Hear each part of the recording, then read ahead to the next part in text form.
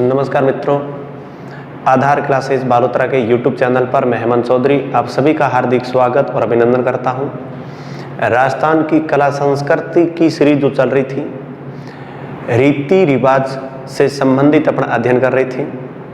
रीति रिवाज से संबंधित जो हिंदू धर्म में 16 संस्कार थे, उन 16 संस्कारों के बारे में अपन ने कंप्लीट पढ़ा और जिस प्रकार से मैं पढ़ा रहा हूँ उन चीज़ों को साथ साथ आप नोट करें, उनको याद करें। मैं शब्दों को लिख करके उनके भावार्थ को, उनके अर्थों को आप तक पहुंचाऊंगा। आप मेरी बातों को ध्यान पूर्वक सुनना। जो शब्द लिखता हूं फिर उसकी जो एक्सप्लेन करता हूं, उन चीज़ों के ऊपर आप थोड़ा ज़्यादा ध्यान देवे, क्योंकि कला संस्कृति से संबंधित जो क्वेश्चन बनते हैं एग्जाम में, जनोटन क्या है, बढ़ार क्या है, झाला मिला की आरती क्या है, पेशारो क्या है, ये सही आभूषण से लो, वेशभूषा से संबंधित क्वेश्चन लो, लोक देवी देवताओं से संबंधित क्वेश्चन ले, मेले त्यौहार से संबंधित ले। अपने को कल्चर के अंदर शब्दों के ऊपर ज़्यादा ध्यान देना पड़ेगा और उसको समझना बहुत ज़रूरी है कि इनका यहाँ पर किस प्रकार से वो एग्जाम के अंदर दे सकता है, क्वेश्चन की प्रकृति किसी भी प्रकार की वो बना सकता है। आज अपन वो जो रीति रिवाज का पार्ट चल रहा था, रीति रिवाज, और इसी रीति रिवाज के पार्ट के अंदर आज अपन जो पॉइंट पढ़ेंगे, 16 संस्कार हो गए। 16 संस्कार के बाद जन्म से संबंधित कुछ तथ्य बनते हैं, उनको पढ़ेंगे। जन्म से संबंधित संस्कार, यदि पहली क्लास नहीं देखी है तो आप फर्स्ट वीडियो सबसे पहले देखें। उस वीडियो के अंदर 16 संस्कार मैंने विस्तृत बता दिया और उनके पॉइंट पूरे के पूरे मैंने वहां पर क्लियर करवा दिए। आज की जो क्लास होगी उसमें जन्म से संबंधित कोई 3-4 ही है, ज़्यादा नहीं है, और उसमें भी थोड़ी कई बार क्वेश्चन आ जाता कि निम्न में से विवाह से संबंधित संस्कार नहीं है, निम्न में से कौन सा संस्कार जन्म से संबंधित है। तो कुछ संस्कारों के तो नाम ही याद रखने हैं और कुछ का उनका वर्गीकरण भी अपने को याद रखना जरूरी है। जन्म से संबंधित संस्कार के बारे में देखा जाए तो 3-4 नाम पढ़ेंगे अपन। एक संस्कार आता है जिसका नाम है आख्या, एक संस्कार आता है जिसका नाम है जामना, एक संस्कार है जिसका नाम है पंचमासी, एक संस्कार है जिसका नाम है आठवां पूजन, एक संस्कार है जिसका नाम है दसमों धोणो, और एक संस्कार अपन पढ़ेंगे जल या कुआं पूजन। याद रखें, ये जो मैंने आपके सामने संस्कार रखे हैं, इनमें से ये संस्कार सबसे ज्यादा पूछा गया। विशेष करके ये संस्कार ही मोस्ट है। जामना क्या है, सीधा सीधा पूछा गया। कई बार क्वेश्चन क्या करते हैं कि निम्न में से असंगत कौन सा है, 4 शब्द और उसके आगे परिभाषा लिख दी जाती है। अब उनमें से अपने को टालना पड़ता है, तो ये अपन टालना कब सीखेंगे? इनका अर्थ क्लियर होने के बाद अपन किसी भी प्रकार से वो क्वेश्चन दे, सीधा सीधा क्वेश्चन पूछे परिभाषा डालकर, संगत असंगत के अंदर डाल दे, वो कथन कूट के अंदर क्वेश्चन प्रयोग करके दे दे, तो भी अपन वहां पर क्लियर कर सकते हैं। कई बार ये भी क्वेश्चन आ जाता है कि नीचे को संस्कार दिए जाते हैं, इनको सही क्रम में जमाइए, तो वो देता है। तो फिर अपने जो जन्म से लेकर मृत्यु की ओर चलने वाले संस्कारों का सही क्रम अपने को सेट करना है, तो वो माइंड में रखना है, अपना माइंड खोलना है, माइंड को यहाँ पर ब्रॉन्ड बनाना है कि भाई हमें ये चीजें पढ़नी क्यों है, क्या जरूरत है इनकी, किस प्रकार से वो एग्जाम में पूछ सकता है। ये क्वेश्चन अपने माइंड में हरदम हर टाइम रहना चाहिए। अपन पढ़ तो बहुत कुछ रहते हैं, फिर उसमें से थोड़ा बहुत भी चीज याद रहती है और एग्जाम में जब क्वेश्चन आता है तो वहां और अपन फंस जाते हैं, वो क्वेश्चन निकालने की क्लियरिटी नहीं होती। तो वहां पर अपन दबन इसलिए रहते हैं कि क्लियरिटी के साथ नहीं पढ़ते हैं, दमखम के साथ पढ़े, उच्च मनोबल के साथ पढ़े, इस उद्देश्य से पढ़े कि बिल्कुल सफलता मेरी कदमों में है, मैं केवल मेहनत करता जाऊं और लगातार पढ़ता जाऊं।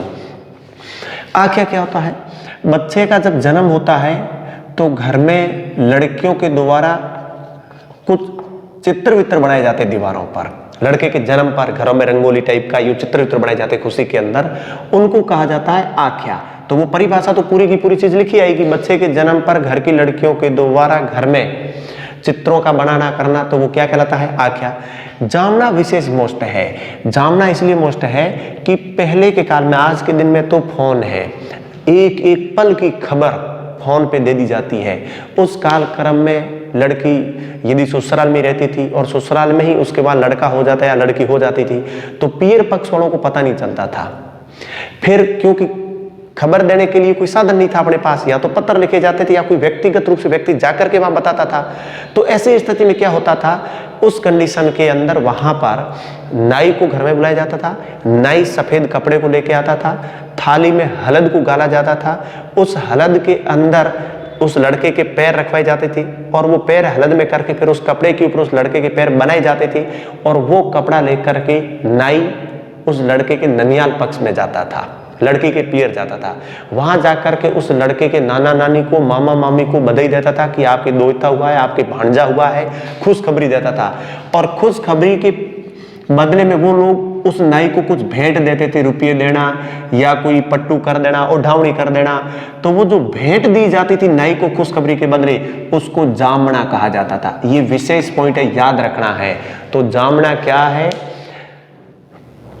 नाना नानी को, मामा मामी को नाई के द्वारा खुशखबरी देना, दोहते की या भांजे की, उनके उस खुशखबरी के बदले में नाई को जो भेंट दी जाती थी, उस भेंट को क्या कहा जाता था? जामना। तो बिल्कुल व्यवहारिक रूप से अपने बिल्कुल देसी लहजे में जिस प्रकार से अपने को समझना है उस प्रकार से आप समझते जाइए मेरे साथ। पंचमासी विशेष याद रखने की जरूरत नहीं है। ये गर्भ के 5वें माह में कोई धार्मिक आयोजन किया जाता है, उसको पंचमासी कहा जाता है। ये गर्भ अवस्था के दौरान किया जाता है। 8वां पूजन, ये गर्भ के 8वें माह के दौरान कोई देव देवताओं का पूजन किया जाता है, जिसको 8वां पूजन कहते हैं। 10वां धोणो, जब नामकरण की प्रक्रिया होती है, वहां पर जब उस बालक को स्नान करवाया जाता है, जो महिला होती है जिसके पुत्र हुआ है उसको वो पहला जो स्नान करवाया जाता है, सिर धुलवाया जाता है, उसको 10वां धोणो कहा जाता है। तो 10वां धोणो नामकरण के दिन ये प्रक्रिया होती है। और उसके बाद महिला उस बच्चे होने के 2-3 महीने बाद में जब पहली बार जिस कुएं से, जिस टांके से जल आती है, तो वो जैसे जल लाने जाएगी तो 3-4 महीने मिल करके वहां जाएगी जल के लिए, वहां पर गीत गाएगी और फिर वो वहां से जल लाना शुरू करेगी। ये परंपरा, ये जल या कुआं पूजन कहलाता है। तो जन्म से संबंधित संस्कार है। आख्या, जामना सबसे मोस्ट है, पंचमासी, 8वां पूजन, 10वां धोणो, जल या कुआं पूजन, ये जन्म से संबंधित संस्कार है। अब आगे संस्कार पढ़ेंगे विवाह से संबंधित संस्कार। तो आगे देखिए, अगले जितने भी अपने संस्कार रहेंगे वो संस्कार किनसे संबंधित रहेंगे? विवाह से संबंधित संस्कार। इन संस्कारों को समझते जाइए। व्यक्ति इन संस्कारों के लिए प्रतीक्षा ज्यादा करता है कि ये संस्कार मेरे कब हो जाए, ये संस्कार तो हो जाए तो आप सुधर भी जाओ, ये तो टाइम पे हो जाए, उतना फायदा इन संस्कारों का। तो विवाह से संबंधित संस्कार, लेकिन जो जो पॉइंट मोस्ट करवा उनको समझते जाना। विवाह से संबंधित संस्कार सबसे पहले शुरू होता है टेवड़िया। अब क्वेश्चन आता है टेवड़िया क्या है? अब अपन वहां बैठे बैठे ये टेवड़िया कहां से आ गया? टेवड़िया का ही दूसरा नाम है सगपण। हमारे मारवाड़ में कहते हैं सगपण करना या सगाई करना। सगपण या सगाई, सगपण या सगाई का शाब्दिक अर्थ होता है लड़के के लिए लड़की को रोकना और लड़की के लिए लड़के को रोकना। फिर वो फिक्स हो जाता है कि अब वही है, अब दूसरी जगह देखने की जरूरत भी नहीं है, फिक्स हो जाता है कि अब सगाई है वो यहाँ पर हो गई है। टेवड़िया, सगपण, सगाई, पर विशेष रूप से टेवड़िया ज्यादा पूछा जाता है। ये नॉर्मल शब्द इतने ज्यादा नहीं पूछे जाते हैं, टेवड़िया, सगाई या सगपण। इसके बाद में टीका या इसको कहते हैं तिलक। अगला जो संस्कार पढ़ेंगे वो कौन सा है? टीका या तिलक। टीका या तिलक ये जो दिया जाता है ये लड़के की तरफ से दिया जाता है, पर किसको दिया जाता है? लड़के को दिया जाता है। कुछ उपहार, आभूषण, गाड़ी वाड़ी दे देना, इस प्रकार की चीजें देना टीका या तिलक कहलाता है। राजपूतों के अंदर ये टीका तिलक देते टाइम लड़के का पिता वहां पर अमल देता है, सबको अमल गाड़ा जाता है और उस अमल को वहां पर दस्तूर कहा जाता है कि उसको शकून माना जाता है, दस्तूर कहा जाता है। ये भी पूछा जाता है दस्तूर क्या चीज है। तो राजपूतों में जब वो टीका या तिलक दिया जाता है, लड़की के पिता के द्वारा अमल गाड़ करके वहां जितने भी सगे संबंधी होते हैं उन सबको वो अमल दिया जाता है मनवार के रूप में, जिसको दस्तूर कहा जाता है। ये बहुत बड़ी अनोखी रस्म है। यही तो चीजें अपनी कल्चर में, यही तो अपनापन है वहां पर पूरा का पूरा। तो टीका तिलक लड़की वाले लड़के को देते हैं, ये टीका और तिलक हो गया। इसके बाद की प्रक्रिया शुरू हो जाती है, अब आपको पता ही है। अब पूरा खेल शुरू होगा, अब नारियल जाएगा, जिसके अंदर अपन लिखेंगे लग्न पत्रिका। लग्न पत्रिका जिसको कहते हैं पीली चिट्ठी। पीली चिट्ठी, पीली चिट्ठी का अर्थ होता है, लग्न पत्रिका वो चीज होती है जिसमें ब्राह्मण फेरों का, बारात लाने का टाइम टेबल लिख करके एक पेज नारियल साथ में देख करके लड़के वालों को भेजा जाता है, लड़की वालों की तरफ से, कि भाई इतने तारीख को इतने बजे यहाँ पर बारात लेके आना है, इतने बजे फेरों का टाइम है, तो आप वो जितना भी गहना गौठा करवाया है हमारे लिए लेकर के आ जाना, हम आपके स्वागत में हाजिर है। फिर लड़की हम आपको दे देंगे, फिर आप जानो और आपके काम धाम जाने। पूरी बातें यहाँ पर इसमें पूरी तो नहीं लिखी जाती, वो मन में रहती है पर भेज दी जाती है। ये होती है लग्न पत्रिका। लग्न पत्रिका एक कोई भेजी जाती, सबको मत भेजना, नहीं तो बरातें 50-60 एक आ जाएगी। एक आती है कुमकुम पत्रिका, जिसको कैंकू पत्री कहते हैं अपन। कुमकुम पत्रिका जिसको यहाँ पर अपन कहते हैं कैंकू पत्रिका। इसका अपने को बहुत मजे से साव से इंतजार रहता है कि कैंकू पत्री आए और अपन वहां पर भोजन पे जाए, क्योंकि महत्वपूर्ण शादी ब्याहों का अपने तो सबसे ज्यादा मजे खाने पीने में है और बाकी ब्याह देखने के हैं। तो कुमकुम पत्रिका ये सगे संबंधी पड़ोसियों सबको भेजी जाती है, सगे संबंधी और पड़ोसियों को भेजी जाती है उनको विवाह में बुलाने के लिए। तो टेवड़िया महत्वपूर्ण है। एक चीज जो मैं मोस्ट कर रहा हूं उन चीजों को आपको विशेष रूप से याद में रखना है कि टेवड़िया क्या चीज है। कुमकुम पत्रिका, कुमकुम पत्रिका के बाद में आगे देखिए, फिर होती है बिंदोड़ी। बिंदोड़ी, बंदोड़ी निकल जाती है, बिंदुड़ी अलग है, बंदोड़ी कर देते हैं। बंदोड़ी ये विवाह से एक दिन पहले होता है। दुल्हे और दुल्हे वाले दुल्हे के घर और दुल्हन वाले दुल्हन के घर वो गलियों में घुमाते हैं, फेरते हैं। कुछ जातियों में ये रिवाज होता है विवाह से एक दिन पहले, जिसको बंदोड़ी कहते हैं। बंदोड़ी के बाद में सुने तो एक अपने कार्यक्रम आता है राती जागा, या इसको कहते हैं राती जोगा। राती जोगा विवाह से एक दिन पूर्व पूरी रात भर उनके मांगलिक कार्यों के लिए गीत गाए जाते हैं, कुछ प्रोग्राम रखे जाते हैं और उन प्रोग्रामों को वहाँ पर राती जोगा कहा जाता है। रात को होता है और बहुत सारे गीत गाए जाते राती जोगा पर। लेकिन उन गीतों में जो सबसे लास्ट गीत होता है, जो प्रातः काल में गाया जाता है, जो अंतिम गीत होता है, उस गीत को वहाँ पर कुकड़ी गीत कहा जाता है। याद रखना, कुकड़ी गीत। कुकड़ी गीत कौन सा होता है? कुकड़ी गीत वो गीत होता है राती जोगा का अंतिम गीत, जो प्रातः काल गाया जाता है, राती जोगा की समाप्ति पर गाया जाता है महिलाओं के द्वारा, उसको कुकड़ी गीत कहा जाता है। तो यहाँ तक का स्क्रीनशॉट लो, फिर मैं आगे और बता रहा हूँ, आप आगे समझते जाइए। एक एक पूरा मैं आपका विवाह करवा करके विधिवत रूप से कोचिंग में तैयारी के लिए भी भेज दूंगा, कहाँ तक आपको जाना है तो वहां तक आप देखते जाइए। तो टेवड़िया सगाई को कहा जाता है, टीका तिलक नॉर्मल याद है, लग्न पत्रिका याद है, कुमकुम पत्रिका कोई इतना ज्यादा नहीं है, बंदोड़ी याद है, कोई दिक्कत नहीं है। मेन चीजें देखनी है। राती जोगा विवाह से एक दिन पहले, लेकिन राती जोगा का जो अंतिम गीत होता है प्रातः काल गाया जाता है, वो क्या कहलाता है? कुकड़ी गीत कहलाता है। क्या कहलाता है? कुकड़ी गीत कहलाता है। अब आगे और देखें, नेक्स्ट 7 नंबर देखें। इसके जस्ट बाद में अपन देखें, एक शब्द आता है मधुपरक। वेरी मोस्ट है, बहुत ज्यादा पूछा गया एग्जाम में। जहां जहां मैं मोस्ट कर रहा हूं उन चीजों को ध्यान में रख लेना, वो 10-12 फैक्ट आप याद रख लेना। मधुपरक, मधुपरक को ही सामिड़ा कहा जाता है। मधुपरक का ही दूसरा नाम क्या है? सामिड़ा है। समझे सामिड़ा क्या है? सामिड़ा को इस प्रकार से समझना है, जब बारात वधू के घर पहुंचती है तो उन बारातियों का स्वागत किया जाता है। और उस स्वागत की जो रस्म को है वो कहा जाता है मधुपर्क या सांबेड़ा। अपने यहाँ पर तो अपना सांबेड़ा बहुत बढ़िया ढंग से करते हैं। बारात आती है, फिर वो रात को आग जला करके आसपास बैठ जाते हैं, दूल्हे जितने भी होते हैं उनको क्रम वाइज बैठा दिया जाता है।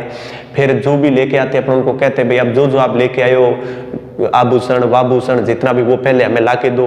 फिर अपन लेते हैं मजे से 7-8 लाख की चीज लेते हैं, फिर उनका बढ़िया तरीके से स्वागत करते हैं। लड़के वाले बाप की तो बराबर उसका स्वागत होता है उस टाइम में। तो ये पूरी चीजें हैं अपने आप में। मधुपर्क क्या होता है? बरातियों का स्वागत करना मधुपर्क, ये पूछा जाता है ज्यादातर। मधुपर्क के बाद में आगे अपन और शब्द पढ़े, उसके बाद में इनको जो भोजन कराया जाता है उसको कहा जाता है कंवारी जान का भात। याद रखना, विशेष करके ये कुछ मैं भोजन से संबंधित चीजें करवाऊंगा जो विवाह से रिलेटेड बातें याद रखना। कंवारी जान का भात, क्योंकि बराती आए, स्वागत किया, फिर उसको चाय पिलाई, फिर खाना खिलाया। अब तब तक तो फेरे नहीं हुए थे, तब तक तो वो जान कैसी थी? कंवारी थी। तो कंवारी जान का भात क्या था? तो इसका अर्थ क्या लिखेंगे अपन? स्वागत के बाद भोजन, स्वागत के बाद का भोजन, बाद का भोजन। 3-4 एक भोजन में एक साथ लिखवा देता हूं ताकि आपको दिक्कत नहीं रहेगी। कंवारी जान का भात, उसके बाद में परणी जान का भात। ये फेरों के बाद होता है, फेरों के बाद फिर विवाह हो जाता है, उसके बाद का भोजन है। फिर आता है बड़ी जान का भोजन या भात। तो बड़ी जान का जो भात होता है वो बिल्कुल रात में होता है, रात को भोजन होता है। एक आता है बड़हार। बड़हार ये होता है, याद रखना, विवाह में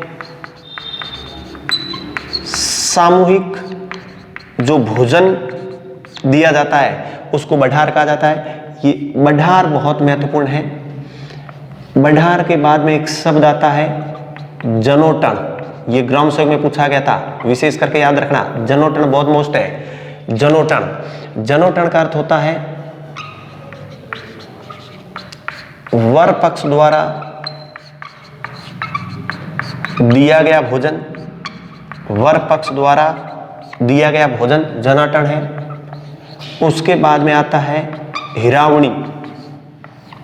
हिरावणी, दुल्हन को जो कलेवा दिया जाता दिन में, दुल्हन का कलेवा हिरावणी कहलाता है। तो ये बहुत बड़ी बड़ी चीजें अपने आप में, जितनी भी भोजन से संबंधित चीजें उनको अपने को पढ़ना बहुत जरूरी है। तो मधुपर्क क्या है? बरातियों का स्वागत करना मोस्ट। कंवारी जान का भात विवाह से पहले, परनी जान का फेरों के बाद, बड़ी जान का रात को, बड़हार क्या? विवाह में सामूहिक जो भोजन दिया जाता है, भोज दिया जाता है वर पक्ष के द्वारा सभी को, वो। जनोटन क्या है? वर पक्ष द्वारा जब वो बारात लेकर रवाना होता है अपने घर पे जो भोजन देता है वो जनोटन होता है, जान का भोजन। हिरावणी क्या है? दुल्हन का कलेवा, उसको हिरावणी कहते हैं। इन सब चीजों को आप स्क्रीनशॉट लो। थोड़ा कम दिखाई दे रहा है तो कोई दिक्कत नहीं, मेरे शब्दों के ऊपर ज्यादा गौर करो, शब्दों को ज्यादा ध्यानपूर्वक सुनो और उसको समझो। कल्चर पूरा समझने का है। जो रात दिन अपने इन चीजों के टच में रहते हैं, समझना जरूरी है, इनको क्लियर करते जाए। तो ये है आपकी। अब आगे देखें, 13 तक तो हो गई। अब नेक्स्ट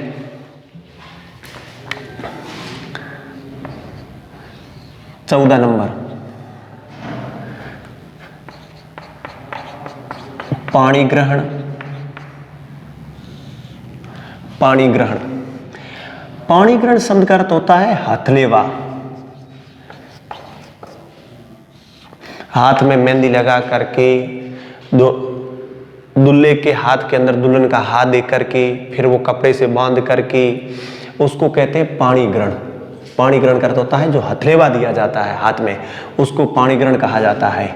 ये चीज याद रखनी है। पाणी ग्रहण के बाद में वो जो मंडप होता है जिसके चारों तरफ ये फेरे लेते हैं, उस मंडप के बारे में याद रखना है।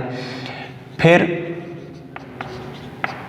कन्यादान, ये लड़की को दान दिया जाता है वहां के जितने भी घरवाले होते हैं उनके द्वारा। कन्यादान के बाद में कन्यावर्ण, ये देखो कन्यादान में और कन्यावर्ण में अंतर है। कन्यादान लड़की को जो दान दिया जाता है, कोई गाय देता है, कोई रुपये देता है, कोई कुछ देता है, वो है। कन्यावल मोस्ट चीज है, या इसको कहते हैं अख्यानाल्य, अख्यानल। कन्यावल वो होता है लड़की के विवाह के दौरान लड़की के माता पिता, उसका भाई, उसकी भाभी उपवास रखते हैं। लड़की के फेरे होने के बाद वो उपवास खोलते हैं। तो लड़की के लिए माँ बाप के द्वारा, उसके भाई भाभी के द्वारा जो उपवास रखा जाता है लड़की के लिए, और फेरों के बाद जो उपवास खोला जाता है, उस उपवास को कन्यावल कहते हैं। तो ये क्या है? उपवास है। मोटे तौर पर पॉइंटों को अपने माइंड के अंदर रखना है। अब पाणी ग्रहण, कन्यादान, कन्यावल, इसके बाद में है तोरण। तोरण की तो बहुत बड़ी कहानी यहाँ समझने की जरूरत नहीं, पूरी विस्तृत ऑफलाइन क्लासों में खूब बातें बताता हूँ यहाँ पर तोरण विशेष रूप से याद रखना है। वो दुल्हन के घर के आगे होता है। तलवार से 7 बार तोरण है वो दूल्हे के द्वारा मारा जाता है, और तोरण मारेगा तब वो घोड़ी के ऊपर बैठ के जाएगा। ये पाबूजी राठौड़ से ये परंपरा शुरू हुई है। ये जो घोड़ी होगी वो उस दूल्हे की माँ ही मानी जाती है। ये पाबूजी से परंपरा शुरू हुई तोरण के बारे में। तोरण के ऊपर जब दूल्हा रहेगा तब एक आरती होगी जिसका नाम होगा झीला मिला की आरती। झीला मिला की आरती। दुनिया में खूब आरतियां होती है, पर ये गजब की आरती होती है। दूल्हे का इंटरव्यू यहां पे होता है, आप समझ लीजिए। तोरण के ऊपर रहेगा, इस साइड में भी एक लड़कियों का महिलाओं का गुट, उस साइड में भी लड़कियों और महिलाओं का गुट दूल्हे के ऊपर निगरानी रखती है। दूल्हा इधर उधर देख ले, कर ले तो भी उसके ऊपर कमेंट, ना देखे तो भी उसके ऊपर कमेंट। अग्नि परीक्षा दूल्हे की यहां पर होती है। और यदि उस लड़की की सगाई, उस लड़की की माँ की बहन जो उसकी मौसी होती है वो कहीं और करवाना चाहती है, बुआ कहीं और करवानी चाहती है, अंकल कहीं और करवाना चाहता है, और उस लड़की की सगाई कहीं और करवा दी जाए, तो वो जाकर के तुरंत, यदि दूल्हा कोई काले रंग का या इस अलग प्रकार का हो गया, जिस प्रकार का चाहिए उस प्रकार का ना हो, तो अंदर जाती, देख मैं मेरे पड़ोस वाले लड़के से करवा देती, कितना बढ़िया लड़का था और कहाँ जाके झक मारा, देख ले तू। मतलब उनको ताना हाथों हाथ देना पड़ता है। महिला को भगवान ने वरदान दिया है कि वो कोई भी बात को तुरंत देखते ना बोले तो फिर वो महिला क्यों कहलाई।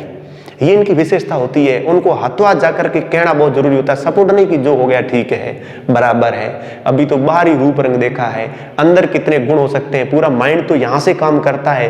रंग रूप, ये जो बड़ी बड़ी इमारतें खड़ी अपन देखते हैं, कई बार वो इमारतें बहुत जर्जर होती है, अंदर से कोई काम की नहीं होती है। व्यक्ति के अंदर संस्कार हो, व्यक्ति के अंदर गुण हो, दया हो, सहनशीलता हो, मानवता के गुण हो, आदर मान सम्मान हो, कुछ करने के अंदर ललकार झिझक हो, वो व्यक्ति सुख दे पाएगा। जो पढ़े केवल मांग करते हैं, अपने माँ बाप के नाम पर बंगला बना हुआ है, घर बना हुआ है, इनको जरूरत तो कुछ है नहीं, उनको पता माँ बाप के नाम से चीजें मिल जाएगी, बंगला ठीक है, नौकरी है, कमाई है, वो है, रुपये खूब है, तो वो पढ़े पढ़े दुख ही देंगे। फिर जो पड़ी हुई चीजें रहती है ना, उनके ऊपर वो डस्ट जमती है, और कोई काम की नहीं है चीजें। थोड़ी समझ करके झीला मिला की आरती, ये बहुत अग्नि परीक्षा, ये तोरण पे ली जाती है। यानी माँ झाला मिला की आरती तब दूल्हे को उतार पाएगी जब उसका पति जीवित है। विधवा महिला ये आरती नहीं उतार सकती, वो नहीं होने पर कोई दूसरी महिला वहां पर उतारेगी। झीला मिला की आरती, जहां पर दूल्हे का वो नाक खींचा जाता है, तिलक लगाया जाता है, उसको गुड़ दिया जाता है, दूल्हे को मजा आता है वहां पर झाला मिला की, और फिर जिंदगी भर के लिए वो नाक खिंचवाता रहता है। तो पाणी ग्रहण, कन्यादान, कन्यावल, तोरण और झीला मिला की आरती। अब आगे और देखिए इनके बारे में, यहां पर आप इनका स्क्रीनशॉट लेना उतना आप ले लीजिए, फिर और देखते हैं इनके बारे में और कौन कौन सी चीज होती है। 18 तो अपन ने विवाह से संबंधित पढ़ लिए। 19 नंबर देखिए, 19 नंबर एक संस्कार मैं आपको पढ़ा रहा हूं, पैसारो। वेरी मोस्ट है पैसारो। पैसारो शब्द आपने सुना होगा। अपने विवाह के अंदर जब दुल्हन को घर लेके आते तो थाली बटकी चुगाते हैं अपन, थाली बटकी चुगना परंपरा है कई समाजों के अंदर। पर यहां पर भी परीक्षण, अग्नि परीक्षण होता है। थाली बटकी चुगते समय यदि वो थालियां आपस में टकरा जाए, बच जाए, तो साइड में कुछ बड़े बड़े विशेषज्ञ खड़े रहते हैं। वो विशेषज्ञ तुरंत घोषणा करते हैं कि इस घर में खटपट तो रहेगी, ये तय है। मतलब लोगों को मजा आता है कमी निकालने में। आप देख लीजिए, आए ही नहीं, घर बसा ही नहीं है, उससे पहले यमदूत खड़े हैं कि क्या क्या होने वाला है। ये भी एक भविष्यवाणी करने के लिए बहुत बड़ी चीज है। पैसारो, थाली बुटकी चुगना। पैसारो के बाद में एक मैं बड़ा संस्कार आपके सामने और रख रहा हूं, जिसका नाम है हथ बोलनो। हथ बोलनो, हथ बोलनो ये अपने आप में बहुत बड़ी चीज है। आप सब, मैं जो भी बातें कह रहा हूं, समझा रहा हूं, केवल आपको समझाने के लिए कह रहा हूं। इन चीजों का आप अदरवाइज मत लेना। संस्कार है, अपनी रीति रिवाज है, अपने परंपराएं हैं, ये चीजें अपने अंदर कूट कूट के भरी है। मैं केवल इनको समझाने के लिए, बस, बाकी अपना कोई औचित्य नहीं है। समाज में अपनी भागीदारी है, अपने संस्कार बढ़िया है, हर चीज को मैं मानता हूं। हर एक एक व्यक्ति की अपनी अपनी विशेषता है। हथ बोलनो, हथ बोलनो में समझे, हथ बोलनो क्या चीज है? हथ बोलनो है प्रथम परिचय। आजकल तो परिचय पहले फोन पे हो जाता है, लेकिन वो एक जमाना होता था, बूढ़े लोग जाकर के अमल गाड़ करके तय कर देते थे कि आपका लड़का भी ठीक है, मेरी लड़की भी ठीक है, बराबर दिख रहे हैं, सगाई हो गई, विवाह हो जाता था। विवाह के दौरान जब सुहाग रात आती थी, उस दिन वो घूंघट उठा के देखता था कि अंदर की इमारत उसको कैसे मिली है, कुतुब मीनार है या कोई और, या शोक वाला कोई अभिलेख ही है। तो वो चीजें वहां देखी जाती थी। तो वहां उनका पहला इंट्रोडक्शन होता था, परिचय होता था। आज के दिन में तो फोन आने की वजह से लगभग हर चीज पहले क्लियर रहती, कोई डर बड़ी बात नहीं। लगभग विवाह से पहले घर भी तय हो जाता, कहाँ बनाना और कहाँ रहना है और कहाँ जाना है, यहाँ तक भी डिसाइड हो जाता है, क्योंकि वो फोन है। पहले के टाइम में ये चीजें नहीं होती थी। दूल्हे दुल्हन का जो प्रथम परिचय होता है वो हथ बोलनो। लेकिन यहाँ मैं कुछ अपने पॉइंट बताता हूँ जो रहते हैं। इस प्रथम परिचय में आप एक चीज देखिए, भाषा का बढ़िया ढंग से उपयोग किया जाएगा। भाषा का उपयोग, भाषा का उपयोग अर्थ हुआ, अपन मारवाड़ क्षेत्र के हैं, अपने को मारवाड़ी आ रही है, फिर भी अपन मारवाड़ी नहीं बोलेंगे, हिंदी के शब्दों का प्रयोग करेंगे, इंग्लिश के वर्ड साथ में ज्यादा यूज में लेंगे। अब मजे देखिए कि किस प्रकार की वो लाइफ होती है। हिंदी शब्दों का प्रयोग अधिक, साथ में अंग्रेजी शब्दों का प्रयोग, और इतने बढ़िया ढंग से किया जाता है जैसे इसके जैसा तो कोई दूसरा व्यक्ति नहीं है। लेकिन ये एक तरफ से नहीं है, दोनों पक्षों की तरफ से होता है। दोनों पक्ष मजबूती के साथ अपनी बातों को रखते हैं। फिर इस प्रथम परिचय के अंदर एक तो भाषा का प्रयोग बढ़िया ढंग से होता है। सेकंड चीज, इस दिन जितनी फेंकनी होती है वो चीजें यहां पर फेंक दी जाती है। लड़के की तरफ से, मैं उस कॉलेज में पढ़ता हूँ, उस कॉलेज में इतने 1 साल अध्यक्ष पद के लिए रहा, वहाँ पे हमने इतने कार्य किए, इतने संगठन चल रहे हैं, वो इतने। फिर यहाँ से और भी फेंका जाता है। 10th के अंदर मेरे 85 बने, 12th के अंदर मेरे 87 बने, थोड़ी बहुत घर पे काम नहीं होता तो इससे ज़्यादा बन जाते, अभी मैं अध्यक्ष पद पे हूँ, फिर आगे मेरे फर्स्ट ग्रेड बनने का ख्वाब है। चलो, ये लड़के की तरफ से बातें आई। दूसरा पक्ष भी कमजोर नहीं होता है, अपने यहाँ पे बहुत मजबूती से वो पक्ष लड़ता है। अब लड़के की तरफ से बातें फेंकी जाएगी, जब इधर से इतनी आ गई तो उधर से कौन सी कमी है। 10th में मेरे 83 बने, आपसे थोड़े कम है क्योंकि घर पे थोड़ा काम करना पड़ रहा था, देखना पड़ रहा था। 12th के अंदर मेरे 88 है, आपसे मैं ऊपर हूं क्योंकि यहाँ मैंने पढ़ाई खूब की है। अभी BSTC या जो BSc है वो आगे की तरफ चल रही है। जितना बोलना होता है, कितने बढ़िया तरीके से शब्दों का प्रयोग, 2 महीने, 3 महीने, 4 महीने, 5 महीने, 6 महीने, इन शब्दों का तोड़ टूट जाता है। पता नहीं कौन कौन से शब्द निगल जाते हैं, क्या क्या चीजें बोलनी पड़ जाती है, लैंग्वेज की तो धज्जियां उड़ जाती है। फिर जस्ट बाद में, विवाह के 7 महीने बाद में कोई भर्ती आती है, और जब भर्ती आती है तो उस भर्ती के दौरान लड़का लड़की को फोन करता है कि तेरे डॉक्यूमेंट दे दे, भेज दे व्हाट्सएप के ऊपर, और फॉर्म भर देता हूँ। कांस्टेबल का फॉर्म भर देते हैं अपन, ताकि आगे पीछे नंबर अपना आ जाए तो मेरी रीजनिंग बढ़िया, तेरा जीके बढ़िया, मिल के तैयारी कर लेंगे, दोनों लग जाएंगे, मजा आ जाएगा।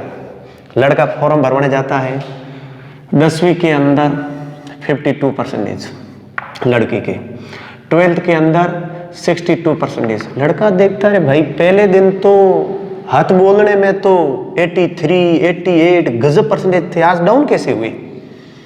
फिर लड़का अपनी तरफ से देखता है कि यार वापस कहने से क्या मतलब, अपने भी इधर फेंके ही है ना, अपनी जब अपने 50 और इधर 55 ही थे, फिर भी अपन नहीं फेंकी तो दोनों की बराबरी है। फिर वो फॉर्म भर भर के आगे तैयारी करने लग जाते हैं। ये है हथ बोलनो, प्रथम परिचय, प्रथम इंट्रोडक्शन हथ बोलनो कहलाता है। आगे और देखिए आप इनके बारे में। नेक्स्ट चीजें, खूब सारी चीजें, कल्चर कूट कूट के भरा पड़ा है, उसको समझने की जरूरत है कि किस प्रकार से इनको समझाया जाए। हथ बोलनो के बाद में देखा जाए एक शब्द आता है ओलंदी, जो दुल्हन के साथ महिला जाती है उसको ओलंदी कहा जाता है। इस चीज को याद में रखना है। 22 नंबर पढ़े तो एक आती है बाला चूंदड़ी, बाला चूंदड़ी एक पढ़े तो आती है कंवर जोड़। बाला चूंदड़ी के बाद में क्या आती है? कंवर जोड़।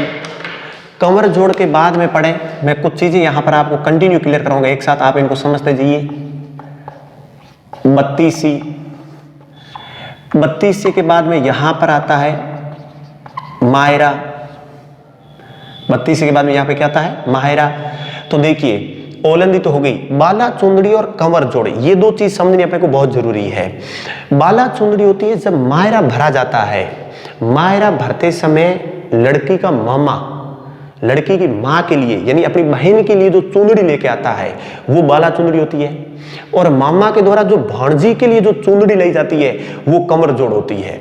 तो ये चीज याद रखनी है, ये मामा लेके आएगा, किसके लिए लेके आएगा? अपनी बहन के लिए लेके आएगा। ये मामा लेके आएगा, किसके लिए लाएगा? भांजी के लिए लेके आएगा, जो भांजी है उसके लिए लेके आएगा। तो बाला चुंदड़ी क्या चीज है और कंवर जोड़ क्या चीज है, ये समझनी, माइंड में रखनी। वो परिभाषा अपने आप लिख के देगा, अपने को तो शॉर्ट में इन चीजों को माइंड में डालना है। बाला चुंदड़ी क्या है, कंवर जोड़ क्या है। फिर 32सी, 32सी का अर्थ होता है जो बहन होती है अपने भाइयों को भात के लिए निमंत्रण देती है कि भाई मेरी लड़की का विवाह इस दिन है तो आप मेरे लिए भात लेके आए। तो वो फिर भाई मिल करके उस बहन के कुछ अपनी आर्थिक व्यवस्था के अनुसार धन दौलत कपड़े वपड़े जो आभूषण ले जा करके देने होते हैं वो लेके जाते हैं, और वो चीज कहलाती मायरा। और मायरा भरा जाता है भाइयों के द्वारा, और भाइयों के द्वारा अपनी बहन को भरा जाता है लड़की के विवाह के दौरान। राजस्थान में नरसी जीरो मायरो,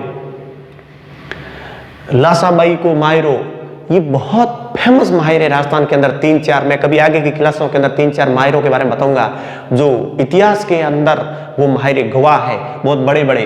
तो 32सी क्या होता है? मायरे के लिए निमंत्रण देना, मायरा भाइयों के द्वारा भरा जाता है, बाला चुंदड़ी और कंवर जोड़, ये चीजें अपने को याद में रखनी है। आगे और देखिए, इन शब्दों के ऊपर ज्यादा गौर करिए, एक एक शब्द आपका क्लियर हो जाएगा, क्योंकि ये शब्द ही पूछे जाते हैं। जामना, बढ़ार, मधुपरक, जनोटन, ये चीजें सीधी सीधी एग्जाम में पूछी गई, पेशारो एग्जाम में। माहिरे के बाद में यदि अपन और आगे बातचीत करें और पॉइंट देखें, बरी पड़ला, बरी पड़ला, बरी पड़ला ये होता है वधू पक्ष के लिए कपड़े आभूषण जो ले जाए जाते हैं उसको बरी पड़ला कहा जाता है। और बरी पड़ला जोधपुर के प्रसिद्ध है। बरी पड़ला कहाँ के प्रसिद्ध है? जोधपुर के प्रसिद्ध है। वर पक्ष के द्वारा वधू पक्ष के लिए ले जाए जाते हैं, बरी पड़ला कहलाते हैं। बरी पड़ला के बाद में यदि अपन और देखें यहाँ पर बरी पड़ला, बरी पड़ला के बाद में पैसर हो गया, हथ बोलनो हो गया, ओलंदी होगी, बाला चुंदड़ी होगी, कंवर जोड़ हो गई। तो कुछ गीत आते हैं, जैसे एक कामण गीत आता है। कामण गीत होता है ये वर वधू को जादू टोनों से बचाने के लिए गाया जाता है। वर वधू को जादू टोनों से बचाने के लिए गाया जाता है। याद रखना कि उनको कोई भूत प्रेत ना लगे। जादू टोनों से बचाने हेतु कौन से गीत गाए जाते हैं? कामण गीत गाए जाते हैं। कामण गीत के बाद में एक गीत याद रखना है, सीठने।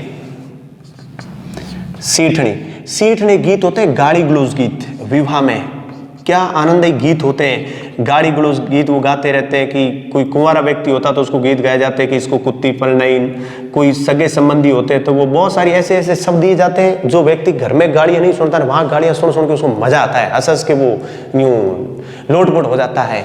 गाली गलौज विवाह में जो सगे संबंधी गीत गाए जाते हैं वो सीठने कहलाते हैं। वर वधू को जादू टोनों से बचाने हेतु गीत गाए जाते हैं वो क्या कहलाते हैं? कामण गीत कहलाते हैं। 29 नंबर और देखें, एक गीत आता है कोयलड़ी। कोयलड़ी जो विवाह के टाइम जो विदाई गीत है, विदाई गीत गाया जाता है कोयलड़ी। और कहीं पर वो मोरिया गीत भी गाया जाता है। मारवाड़ में तो विशेष करके मोरिया गाया जाता है, बाकी कोयलड़ी गीत भी विदाई गीत के रूप में गाया जाता है। एक चीज मैं आपको बता दूं, इतिहास के अंदर आपको जगह जगह विदाई हुई होगी। 5th क्लास से विदाई हुई होगी, 8th क्लास से विदाई होगी। 10वीं में पढ़ते थे तब अगली स्कूल में जाना, 10th में विदाई हुई होगी। 12वीं में पढ़ते थे तब 12वीं क्लास के बाद आपको विदाई हुई होगी। दुनिया में खूब सारी विदाइयां होती है, लेकिन लड़की की जब विदाई होती है, उसको जब ससुराल भेजा जाता है, उस आंगन में जितनी भी महिलाएं होती है, हर महिला के आंखों में आंसू होते हैं। और लड़की की विदाई के टाइम एक इंसान ऐसा होता है जो लड़की की विदाई देख नहीं पाता है, और वो व्यक्ति होता है उसका बाप। कभी भी लड़की की विदाई हो, लड़के के पिता को देखना, वो अपने घर में ही आसपास में दूसरी जगह ही इधर उधर घूमता रहेगा। उस टाइम में एक जगह बैठ नहीं पाएगा, क्योंकि वो चीजें वो देख नहीं पाता। उसको इतनी पाल पोस के बड़ी की जाती है, वो आगे भी उसकी चिंता करता रहता है, किस प्रकार का भविष्य होगा, क्या होगा, उसके माइंड में वो चीजें चलती रहती है। लड़की का पिता उस विदाई के टाइम में उसके मन में क्या क्या गुजरती है, उन भावों को लेकर के वो घूमता रहता है, उनको प्रकट नहीं कर सकता है। सबसे बड़ी विदाई दुनिया में लड़की की विदाई होती है।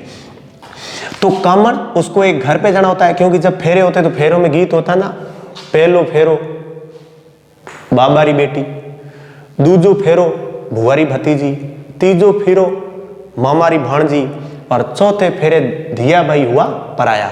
इसका अर्थ होता है चौथे फेरे के बाद उसको तो पराया माना जाता है कि वो अपनी है ही नहीं।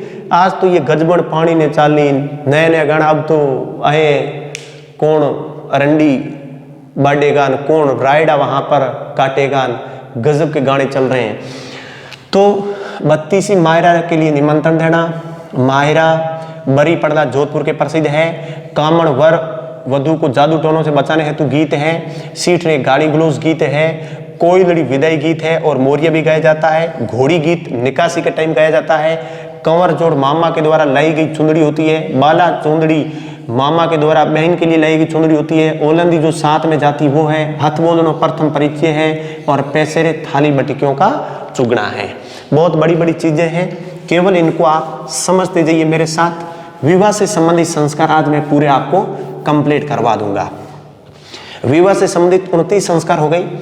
30वां संस्कार, संस्कार 30। इस संस्कार को आप देखिए। अगला संस्कार अपन पढ़ते हैं यहाँ पे विवाह संबंधित। अब इसमें एक शब्द आता है मांडा झांकना। देख लो भाई, मांडा झांकना। मांडा झांकना क्या है? मांडा झांकना का अर्थ होता है विवाह के बाद पहली बार जब वर अपने ससुराल जाता है, प्रथम बार जोई का ससुराल आना, तो उस रस्म को मांडा झांकना कहा जाता है। कब? विवाह के बाद। विशेष रूप से याद करना, विवाह के बाद फर्स्ट बार जोई के द्वारा ससुराल आना, उस प्रक्रिया को क्या कहा जाता है? मांडा झांकना। विवाह हो गया उसके बाद तो वो माड़ी माड़ी झांकेगा। आपने देखा होगा विवाह के दौरान लड़का अपने घर में धूमधाम से ढोल वोल डीजे वीजे नाइटे वाइटे सब रखता है, बजाता है। विवाह होने के बाद उसको अपने घर में डीजे लाने की जरूरत नहीं होती है। रोज नींद में जब सोता अपने आप डीजे बजता रहता है। कारण परमानेंटली डीजे घर पे आ जाता है, उसको कहीं देखने की जरूरत नहीं है, अपना बजता रहता है। उसको वास्तविकता समझ में आती है दुनिया की। मांडा झांकना। इसके बाद एक और संस्कार है जिसको कहा जाता है कोथला। कोथला। अब देखिए ये भी चीज है। कोथला क्या है? कोथला के बारे में समझे। जब पहली बार विवाह के बाद पहली बार जब जोई ससुराल आता है, उस रस्म को तो मांडा झांकना कहा जाता है। जब वो पहली बार आता है जोई, तो ससुराल पक्ष वाले जोई को और अपनी लड़की को कुछ वस्त्र धन दे करके कुछ गिफ्ट दिए जाते हैं। दे करके फिर उनको रवाना कर दिया जाता है, सीख दे दी जाती है। उसको कहते हैं कोथला। जोई साहब के प्रथम बार ससुराल आने के बाद ससुराल पक्ष वालों के द्वारा लड़की को और लड़के को कुछ भेंट दे करके विदा करना, मतलब कोथला वोथला भरा करके उसको भेज देना कि ये कोथला भर दिया ना, आप चले जाओ, वो कहलाता है कोथला। तो विवाह के बाद प्रथम बार जब जोई आते हैं, ससुराल पक्ष वाले लड़के और लड़की को कुछ भेंट दे करके विदा करते हैं। उस भेंट को कोथला कहा जाता है। तो ये कोथला एक प्रकार की क्या चीज है, भेंट है। इसको समझना विशेष रूप से, ये कुछ बातें हैं जिनको समझना बहुत जरूरी है। एग्जाम की दृष्टि से इन चीजों को बहुत ज्यादा पूछा जाता है। ये शब्द और ये वर्ड एग्जाम के अंदर घूमते रहते हैं, पूछे जाते हैं, आते रहते हैं। कुछ मैं आपको और बैठा दूं, देखो बांध बैठाना, बंदूड़ी, बिन्नोटा, ये शब्द इतने नहीं पूछे जाते हैं। बांध बैठाना, अब बांध बैठाना आपको पता है ये मैं क्या समझाऊं इसके अंदर। 33 नंबर के अंदर यदि शब्द आई बिन्नोटा, तो बिन्नोटा क्या होगा, ये जो दूल्हे दुल्हन की जो जूतियां होती है वो बिन्नोटा कहलाती है। याद रखना 34 नंबर एक शब्द आएगा इकताई। ये शब्द बहुत मोस्ट है, इकताई। इकताई क्या चीज होती है, याद रखें। इकताई ये होती है कि जो दर्जी के द्वारा बरी के लिए जो शुभ मुहूर्त पे माप लिया जाता है, कपड़े सिलाई के लिए, बरी सिलाई के लिए, दूल्हे और दुल्हन के शुभ मुहूर्त के ऊपर दर्जी घर आकर के उनका नाप लेता है। वो जो ड्रेस बनाई जाती है विवाह के लिए, उसको कहते हैं इकताई। तो विवाह के शुभ मुहूर्त के दौरान दर्जी के द्वारा दूल्हे और दुल्हन की पोशाक का या ड्रेस का नाप लेना कौन सी प्रथा कहलाती है, इकताई प्रथा कहलाती है। उसको इकताई प्रथा के नाम से भी जाना जाता है। तो मांडा झांकना, कोथला, बांध बैठाना, इकताई, बिन्नोटा। आगे मैं कुछ शब्दावली आपको और दे रहा हूं। एक रस्म आएगी कुकड़ी रस्म। कुकड़ी रस्म याद रखना, कुकड़ी रस्म एक जनजाति की है। उस जनजाति का नाम है सांसी जनजाति। सांसी जनजाति भरतपुर साइड में ज्यादा रहती है। इस जनजाति के अंदर विशेषता है, यूं तो पूरी मैं जनजाति में पढ़ाऊंगा तब बातें बताऊंगा। सांसी जनजाति में जब बारात आती है तो उनकी बारात अपने आप वो अपने आटे सामान पानी सब साथ में लाती है, खाने वाने बनाते रहते हैं, खाते रहते हैं। उनकी कोई इतनी ज़्यादा सेवा नहीं होती है। दोनों पक्ष की ओर से कुछ नेता लोग मिलते हैं, बातचीत करते हैं धन के लिए। सही बातचीत हो जाती धन के लिए, समझौता बैठ जाता है। उसी टाइम घर के आंगन में एक खूंटा गाड़ा जाता है। उस खूंटे के चारों तरफ उनके 7 फेरे लिए जाते हैं। फिर लड़की को सीख दे दिया जाता है। लेकिन जब फेरे होते हैं, लड़की को जब फेरों में मंडप में ला करके बैठाया जाता है, तो लड़की रूम से जब इस मंडप पे आके बैठेगी तो बीच में आग जलाई जाएगी और फिर लड़की को उस अग्नि से गुजरना होता है। यानी उस लड़की के चरित्र की अग्नि परीक्षा ली जाती विवाह से पूर्व। उसको कहा जाता है कुकड़ी रस्म। सुनना, सांसी जनजाति में विवाह के दौरान फेरों से पहले लड़की के चरित्र की अग्नि परीक्षा ली जाती है, उसको कुकड़ी रस्म कहा जाता है। तो कुकड़ी रस्म सांसी जनजाति में है, इसको याद रखना। कुछ विशेष बातें मैं आपको और भी बता रहा हूं, इन रोचक तथ्यों को आप ध्यान में रखें। 36 नंबर एक अपन बातचीत करेंगे सहरिया जनजाति की।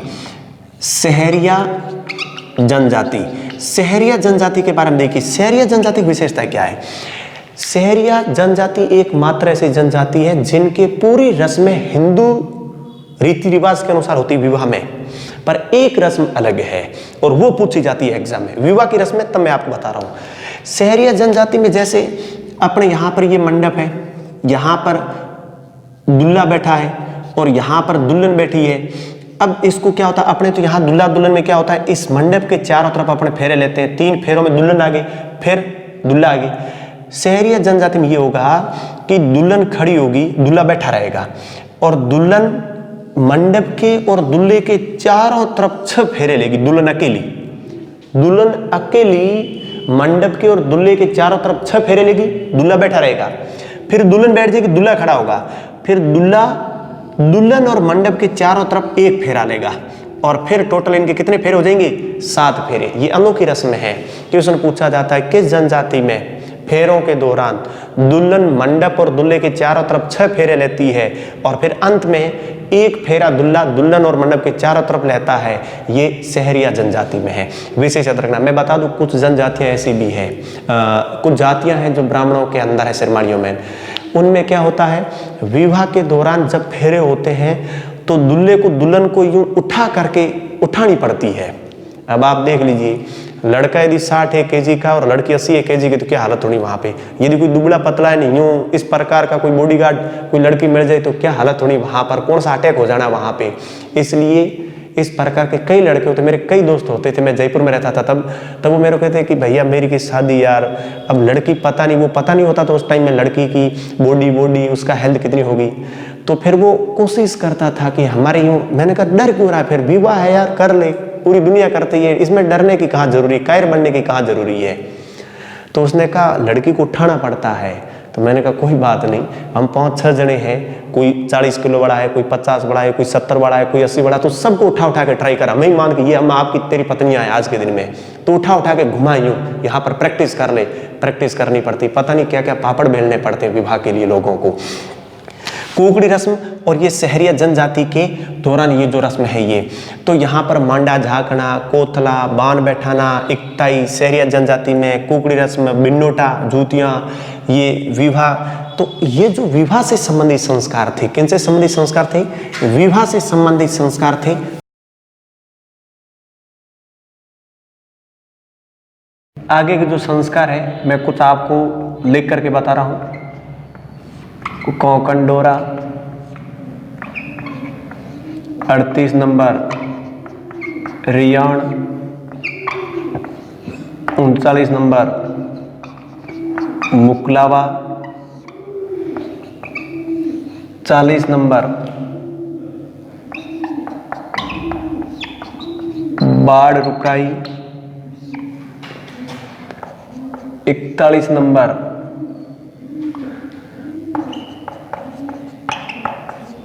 मोरडी मांडना, 42 नंबर टूटिया, 43 नंबर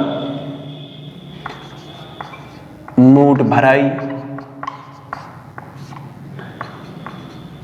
44 नंबर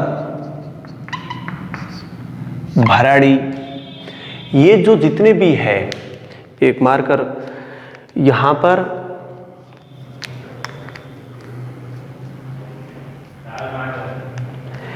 एक संस्कार रहेगा 45 नंबर, जो वेरी मोस्ट शेष रह गया था, जिसका नाम है रंग बरी।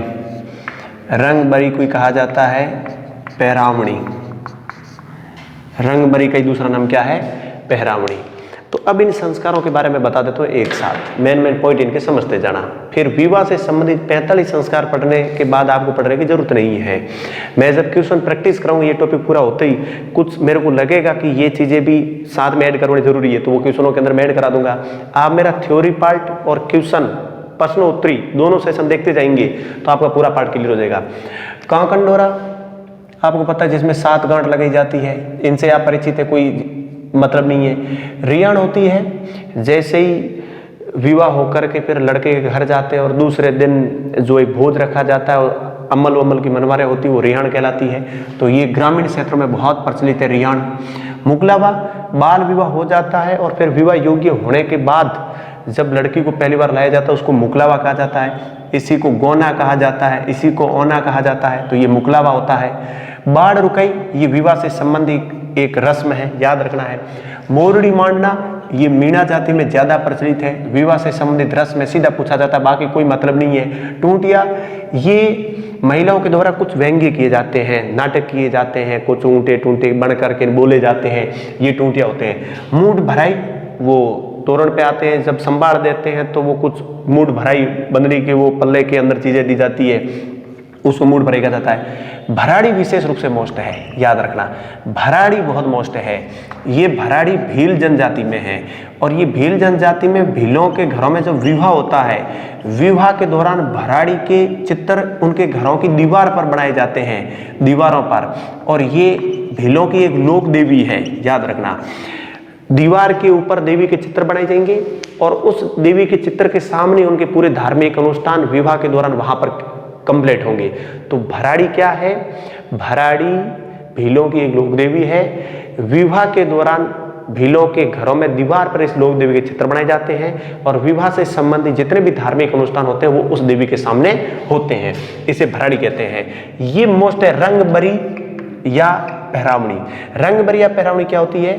प्रत्येक बाराती को जो भेंट दी जाती है वधू पक्ष की ओर से, जब बारात वापस रवाना होती है, रवाना होने के बाद में जब बारात रवाना होती है तो वधू पक्ष की ओर से प्रत्येक बाराती को 100 रुपये दे दो या कोई एक मान लो अंगूठा दे दो, उड्डावणी के रूप में कोई न कोई एक भेंट दी जाती है प्रत्येक बाराती को। ये कुछ समाज में रीति है, उसको रंगबरी या पहरावणी कहा जाता है। 45 संस्कार अपने विवाह से संबंधित पढ़े। मुख्य मुख्य चीजें आपको ध्यान में रखनी है, मेन पॉइंट आपको माइंड में लाने हैं। मेरे पढ़ने के बाद आप कोई भी गाइड में या जहां पर भी दे रखा उसको और पढ़ लेना, तो आपका पूरा माइंड में क्लियर हो जाएगा। हमारा कार्य है इसको सरल करके आपके सामने पेश करना, माइंड में डालना।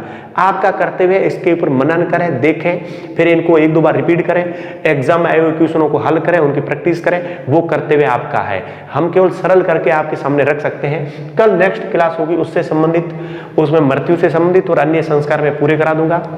फिर आभूषण कराऊंगा, वेशभूषा कराऊंगा, कुप्रथा करूंगा। आप मेरे से जुड़े रहना, आपको मजा आ जाएगा पढ़ने में कि कला संस्कृति को कितना सरल तरीके से और आसानी से अपन समझ सकते हैं। वो पूरी चीजें मैं यहाँ पर क्लियर करवा दूंगा। आज की क्लास में इतना ही, कल फिर मिलते हैं, तब तक के लिए धन्यवाद।